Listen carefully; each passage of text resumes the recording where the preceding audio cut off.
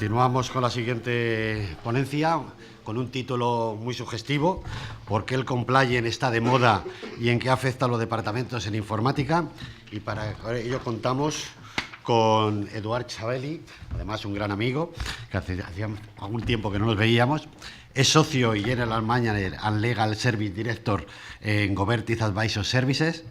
Es abogado, especializado en Derecho Informático y Compliance, es máster en Derecho Informático por la Universidad de Valencia, es Lead Auditor por la entidad mundial de certificación BSI Group, es auditor en entornos tecnológicos del Ilustre Colegio de Abogados de Barcelona, dispone de la certificación ACP de la APEC como consultor especializado en privacidad, es profesor del máster de Seguridad Informática de la Universidad Internacional de La Rioja.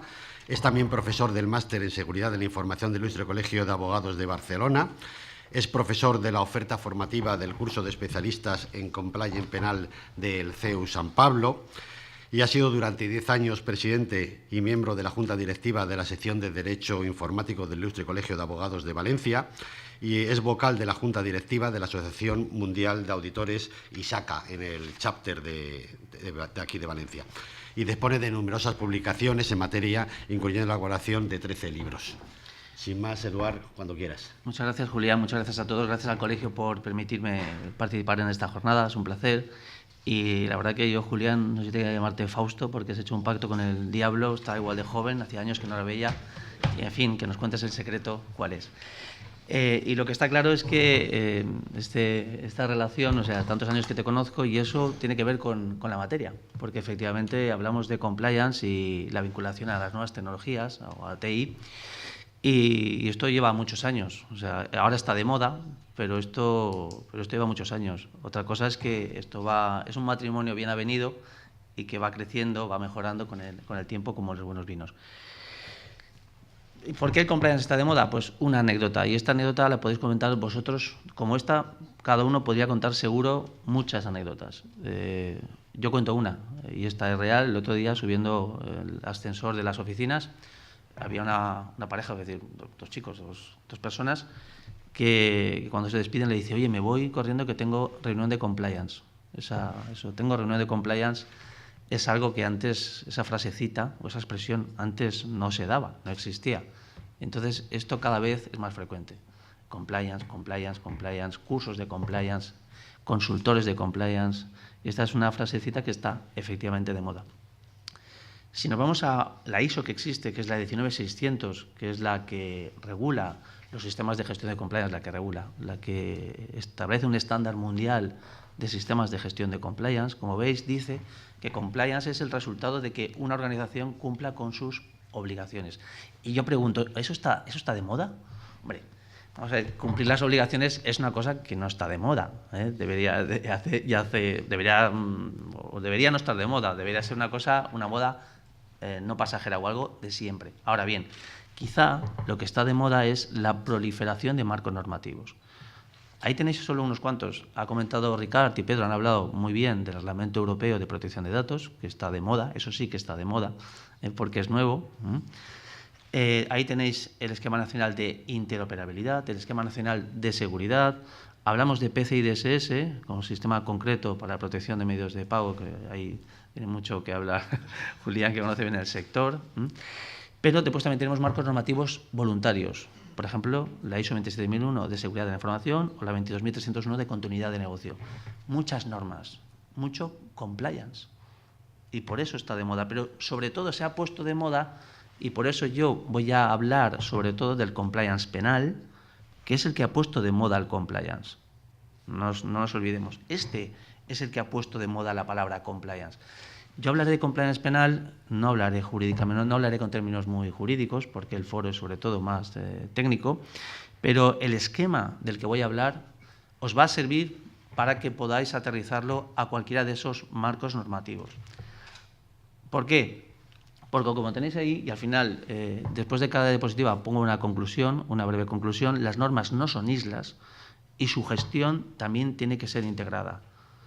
Las normas se leen, las normas se casan, las normas se oyen, se escuchan o se deben de escuchar o debemos de escuchar esa relación entre las normas. Y esto es muy importante. También se ha dicho antes, lo han comentado todos los ponentes. Que, por ejemplo, si hablamos de Esquema Nacional de Seguridad, sabéis que exige o presupone el cumplimiento de la legislación de protección de datos. Si hablamos de la 27.001, como norma de cumplimiento voluntario, el dominio 15, creo recordar, es el que habla de cumplir con privacidad. Las normas se tienen que escuchar y, por tanto, la gestión de las normas también tiene que estar integrada o tener una visión holística. Como os decía, voy a seguir el ejemplo de compliance penal porque es una cosa que está de moda y que es nueva. Y la verdad es que creo que bastante desconocida. Bastante desconocida. Aunque pondré ejemplos relacionando el compliance penal con las tecnologías de la información. ¿Qué es esto del compliance penal? El Código Penal, en las reformas del 2010 y posteriormente la de 2015, lo que hace es que instaura la responsabilidad penal de las personas jurídicas. Ojo, eso significa que ahora una persona jurídica, una organización, una sociedad anónima, limitada, cooperativa, un colegio profesional, el Colegio de Informáticos de Valencia, el de abogados o el que sea, puede tener responsabilidad penal, la propia organización, no solo las personas que cometan los delitos, no solo los administradores, los empleados, la propia organización. Y, por tanto, desaparece el principio clásico de, ya sabéis que los abogados no podemos vivir sin latinajos, societas delinquere non potes, las sociedades no pueden delinquir. Ese principio clásico desaparece. Y, por tanto, ahora sí que pueden delinquir. Y este cambio es muy importante, es muy importante. Ahora bien, ¿cuándo se produce? ¿Cuándo se activa? ¿Cuándo es posible que las sociedades puedan tener responsabilidad? Pues cuando, pese a ser delitos cometidos por sus legales representantes o personas que tengan una representatividad, consejeros, directivos, etcétera, o por sus empleados, haya un beneficio. Ojo, que el concepto de beneficio es muy lato, muy amplio, directo o indirecto, que haya un beneficio, incluso el beneficio reputacional, no solo económico. En esos casos, las personas jurídicas ahora pueden ser responsables penalmente. Con lo cual, segunda conclusión, segunda aportación que quiero realizaros. ¿Y en qué supuestos se prevé? ¿Se prevé para todos los delitos? ¿Las personas jurídicas pueden ser responsables de todos los delitos? No. Todos los delitos que contempla el Código Penal, ni siquiera todos los delitos informáticos que contempla el Código Penal, por ellos no se le puede imputar a una persona jurídica. Con lo cual, una persona jurídica solo puede ser responsable de ciertos delitos, de un número tasado, de un número tipado de delitos. Son 26 tipos penales, 26 posibles delitos, de los cuales yo he marcado en rojo y aunque no los veáis, os los voy a decir, os los voy a mencionar, para que veáis que hay ciertos delitos relacionados con la informática y con Internet, hay ciertos delitos. Y aquí es donde relacionamos nuevas tecnologías y cumplimiento y compliance penal, en los que efectivamente una organización puede cometer o puede tener responsabilidad penal por ciertos delitos informáticos o que se realizan a través de las nuevas tecnologías. Por ejemplo, el delito de revelación de secretos. Por ejemplo, los delitos relacionados con la propiedad intelectual e industrial. Por ejemplo, los relacionados con la pornografía infantil, los relacionados con la falsedad en medios de pago, los daños informáticos o la incitación al odio cuando se realiza a través de las nuevas tecnologías. Por tanto, son algunos, hay más ejemplos, estos son los principales ejemplos de delitos que si los comete una organización y se dan los presupuestos que he comentado antes, la organización podría tener. Si lo cometen las personas de la organización, los delitos no los comete la organización, los cometen personas, seres humanos. Ahora bien, se puede trasladar, se puede transferir la responsabilidad a la organización. Con lo cual, tercera conclusión, hay delitos relacionados con la informática o a través de Internet de los que puede ser responsable la persona jurídica. Un pequeño matiz. Aquí hay gente que veo, que conozco, que es de la administración pública. Entonces, esto no le afecta. La responsabilidad de las personas jurídicas no afecta a las administraciones públicas, pero, ojo, afecta a los proveedores. Y una buena práctica es decirle al proveedor, ¿cómo tienes esto de la responsabilidad penal? Y otra buena práctica es que la propia administración implante esto como cumplimiento voluntario. ¿Por qué?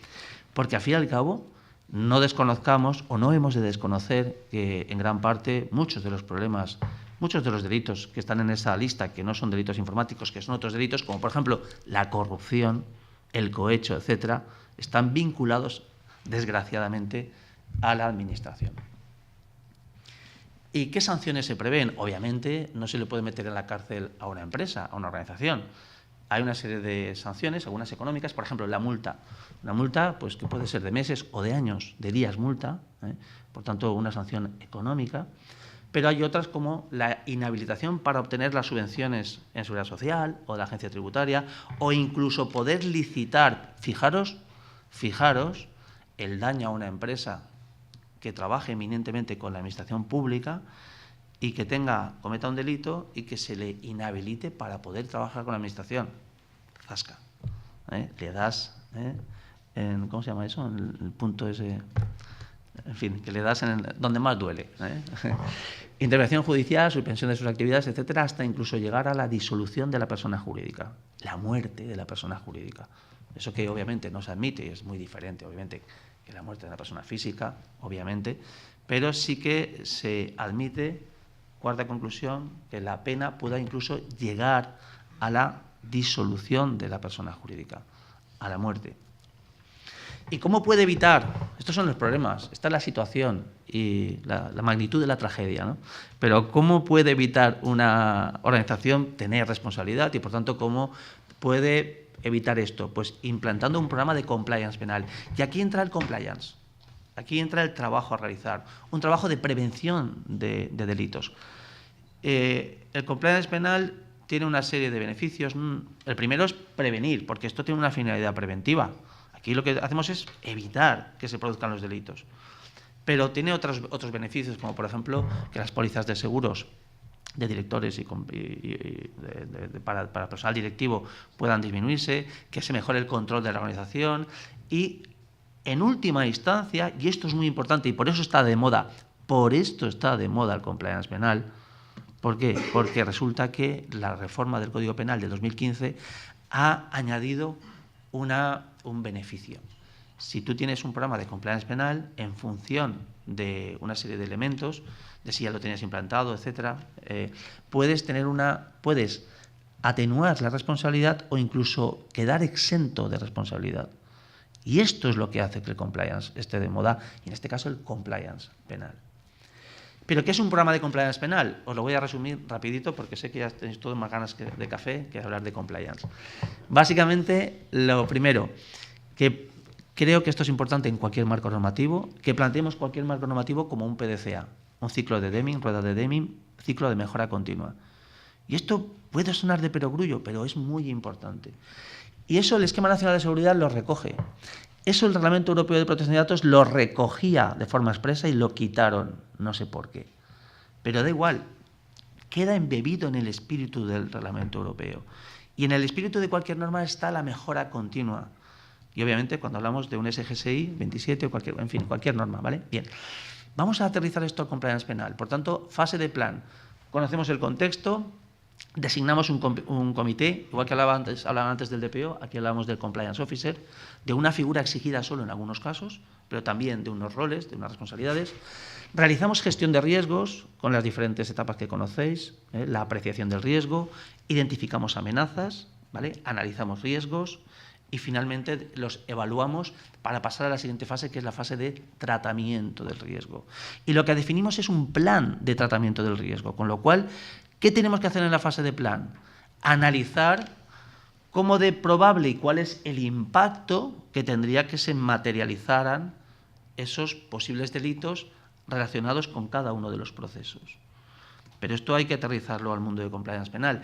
Y aquí hay un tema importante, que es que los juristas no tenemos, antes se ha dicho, también lo has dicho Pedro, creo que es así, los juristas no tienen conocimiento de tema de gestión de riesgos.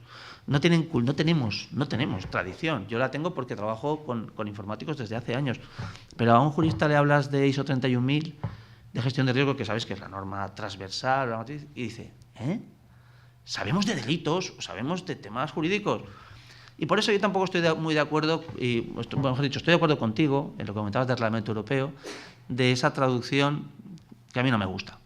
Yo no soy corporativista, no, esto no vale de nada. Hay que buscar la comunión entre abogados y técnicos, y yo hace muchos años que trabajo en esa comunión. ¿De verdad que al final un DPO tiene que ser abogado o tiene que ser de derecho?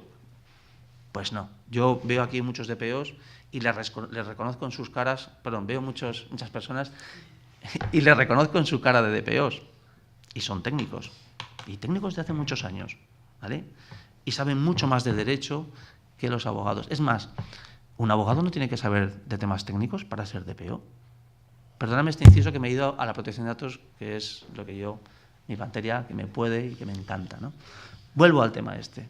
Simplemente trazamos una hoja de ruta, un plan de tratamiento del riesgo y simplemente pues que algunos aspectos obviamente serán específicos. Cuando hablamos de criterios de impacto, pues obviamente tenemos que tener en cuenta la pena, la condena, la posible condena, pero otros temas como el daño reputacional, o por ejemplo la pérdida de clientes o las pérdidas económicas. Lo mismo que en protección de datos. Cuando hagamos análisis de impacto en el Reglamento Europeo de Protección de Datos, ¿qué criterios de impacto vamos a tener en cuenta? La posible sanción. Bueno, en el caso de administraciones públicas, como ni está ni se le espera, por mucho que diga el Reglamento Europeo, no se va a desarrollar, O sea, las administraciones públicas no van a tener sanción económica. Que no vayan a acojonaros, perdón la expresión, los comerciales agresivos, diciendo a las administraciones públicas, es que va a tal. No, obviamente tampoco ese es el motivo. O sea, uno cumple, debería cumplir porque cumple. Pero bueno, vuelvo a hacer otro inciso en protección de datos, pero solo para que veáis que las normas, que los principios, que la estructura es la misma.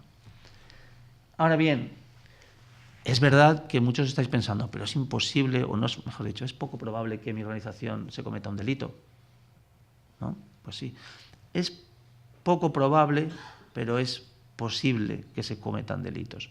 Simplemente para que veáis que esto no es marciano y que lo aterrizo a la realidad, voy a relacionar esto con algunos marcos normativos TI. Y quiero que veáis, sobre todo, que algunos controles para tratar riesgos penales están relacionados con las tecnologías de la información. Ahí he extractado de un plan de tratamiento real, con los nombres cambiados, es Eloy González, no es Eloy González, ese Miguel Ferrer, puede ser Juanito García, ¿vale? Pero que veáis que para tratar riesgos penales, algunos controles que se tienen que aplicar están relacionados con las tecnologías de la información. Por ejemplo, la ISO 27, implantar una ISO 27, o cumplir con privacidad, o PCI DSS, por ejemplo, pueden ser controles aptos para ciertos delitos. Es decir, las tecnologías de la información pueden ser o son, de facto, unas herramientas interesantes para prevenir ciertos delitos.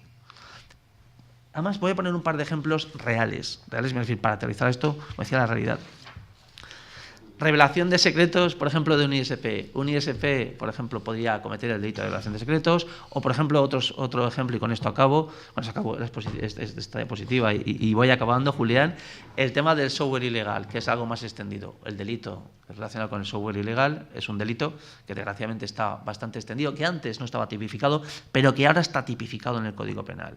Con lo cual, un delito claramente relacionado con las tecnologías de la información y que, efectivamente, debe tener solución con el compliance penal. La segunda fase es la implantación. Una vez hemos definido este plan, tenemos que implantar. Ahora, como el chiste del avión, ahora que arranca, ahora mejor despega, que despegue el avión. Todo esto tenemos que hacerlo. Tenemos que revisar y tenemos que mejorar y tenemos que proceder a la mejora continua de este sistema de gestión de compliance penal. Y esta es la última diapositiva, y con esto acabo. Al fin y al cabo, para ver esta comunión de marcos normativos, acudir finalmente a otra cosa que no es anecdótica, es sintomática. Están de moda las certificaciones. El Esquema Nacional de Seguridad, ya sabéis que se ha desarrollado y que ahora mismo solo hay 4 organizaciones que pueden certificar el Esquema Nacional de Seguridad. Comentaba antes Ricard y Pedro, comentabais el tema también de la certificación, en este caso de personas. Aquí es otra cosa, de personas, hablando del DPO. Y aquí no ocurre nada distinto. Quizá yo esta mañana no he mirado, la verdad, Internet, pero a lo mejor hoy se aprueba, o dentro de una semana, porque está a punto de aprobarse, la UNE 16001, que va a ser la norma que aquí en España establezca un estándar o aterrice un estándar en materia de compliance penal. Pero como en España somos el país de la picaresca, y con esto acabo, simplemente deciros que ahora ya hay organizaciones que están diciendo que están certificadas en compliance penal. Y esta picaresca viene por 2 formas. Una, o porque cogen una norma que sí que es certificable, como la ISO 37001, aplicada solo a gestión antisoborno, y le meten al lado la 19600 y dicen que están certificados en compliance penal. No, estás certificado para un único delito, ¿vale? Otra cosa es utilizar una norma técnica como la que tiene ENOR, Juriscert, relacionada con compliance penal y decir que están certificados en una ISO. Está bien, todo es andar el camino. No confundamos, no engañemos, no mintamos. Digamos, no estoy certificado en compliance penal. He hecho esto, que está muy bien, pero las palabras son importantes y los matices son importantes. Muchas gracias.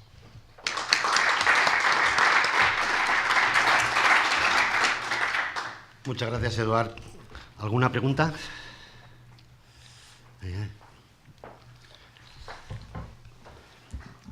Interesantísimo y con muy buena capacidad de síntesis y de engancharnos en su discurso. Me pregunto ahora sobre la responsabilidad penal, la compliance penal, con la aparición de la inteligencia artificial y los bots y los chatbots que cada vez están más de moda. Y, por ejemplo, el año pasado, justo hace un año, al propio Microsoft sacaron un chatbot y a los pocos días lo convirtieron en nazi y lo tuvieron que retirar. Habría sido un enaltecimiento del terrorismo o del nazismo. ¿Cómo ve esto? Pues la verdad que es una pregunta muy interesante. Yo, todo lo que sean temas novedosos me encantan. De hecho, ahora estoy, por ejemplo, un tema que a los abogados le parece marciano, que es el tema de los smart contracts, por poner otro ejemplo, y el tema de inteligencia artificial me encanta. Todos esos temas me enganchan, ¿no? Y entonces ese tema me engancha también, ¿vale? Pero la verdad es que sobre ese tema, mi opinión de momento, ¿cuál es? Mi opinión es que, al fin y al cabo, lo que se ha instaurado es un nuevo marco, que igual que hablabais antes del Reglamento Europeo, ahora es ya no es un tema formal, ahora tú tienes que cumplir, igual que en el Reglamento Europeo te dicen, tú cumple, aquí es igual, y se nos va a exigir más. Y yo creo que al final todos estos temas relacionados con inteligencia artificial y con el tema de lo que hagan los humanos da igual, que lo hagan los humanos, lo hagan los robots, lo haga quien lo haga, al final todo lo que sean fruto de las decisiones de las organizaciones le va a rebotar. O sea, mi conclusión respondiendo sería, en general, no sé cómo se aterrizará, no sé exactamente cuándo ni cómo se aterrizará, bueno, pero creo que el espíritu del aterrizaje es el siguiente. Organización, tú quieres hacer tratamientos de protección de datos, tú quieres hacer actividades, en general, tus actividades, háztelo revisar. Si lo haces con robots o con inteligencia artificial de cualquier forma, o hagas como lo hagas, ojo, que esto queda bajo tu paraguas y te va a rebotar. Y por tanto, cuando habla de empleados, pues entiendo que es el concepto amplio de empleados. Muy bien, pues muchas gracias, Eduard. Te agradezco lo conciso que ha sido y claro. Y vamos a pasar, seguimos con la jornada, pero ahora con un coffee break. Vamos a parar unos minutos para un café. Volvemos en unos minutos.